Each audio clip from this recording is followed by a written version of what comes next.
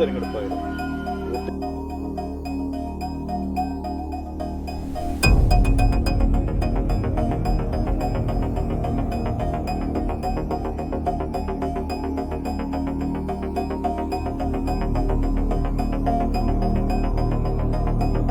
ഇവിടെ 2.5 ഏക്കർ സ്ഥലങ്ങളാണ് ഇവിടെ ഞങ്ങൾക്ക് കിട്ടിയിട്ടുള്ളത്.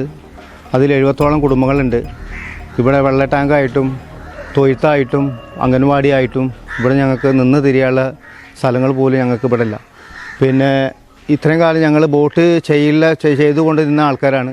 ഈ പ്രാവശ്യം ഞങ്ങൾ ബോട്ട് ചെയ്യാൻ നല്ല താല്പര്യം തന്നെയായിരുന്നു. പക്ഷേ ഗവൺമെൻറ് ഞങ്ങൾക്കൊരു ഭൂമി ഇതുവരെ തരാമെന്ന് പറയാമെന്നല്ലാതെ ഭൂമി ഇതുവരെ തരാത്ത കാരണം കൊണ്ടാണ് ഞങ്ങൾ ഈ പ്രാവശ്യം ഞങ്ങൾ ബോട്ട് ബഹിഷ്കരിച്ചത്. ഇനി വരുന്ന തലമുറകൾക്ക് ജീവിക്കാൻ വേണ്ടി തന്നെ ഞങ്ങൾക്കൊരു 50 സെൻറ്റ് ഭൂമി തന്നെ ഞങ്ങൾക്ക് വേണം, അല്ലെങ്കിൽ 1 ഏക്കർ ഭൂമി തന്നെ ഞങ്ങൾക്ക് വേണം എന്ന് മാത്രമേ എനിക്ക് പറയാനുള്ളൂ. പെരുവമ്പാടം കോളനി കുറേ കാലങ്ങളായിട്ട് ഭൂമിക്ക് വേണ്ടിയുള്ള സമരങ്ങളും നടത്തിയിട്ടുണ്ട്.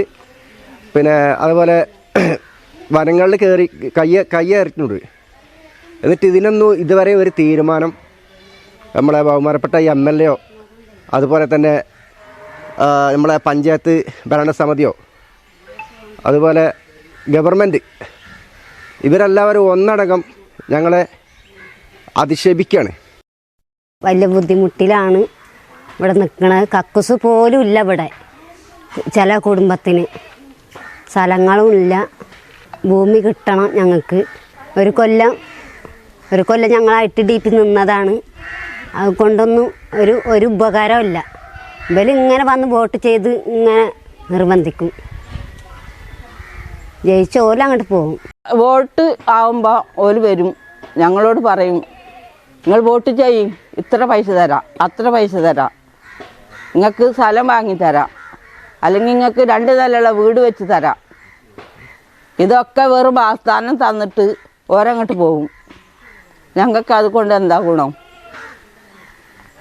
അതുകൊണ്ട് തന്നെയാണ് ഞങ്ങൾ ഈ പ്രാവശ്യം വോട്ട് ചെയ്യൂലെന്ന് ഉറച്ച തീരുമാനത്തിൽ ഞങ്ങൾ ഈ കോളനിക്കാരൊക്കെ ഉറച്ചു നിന്നതും.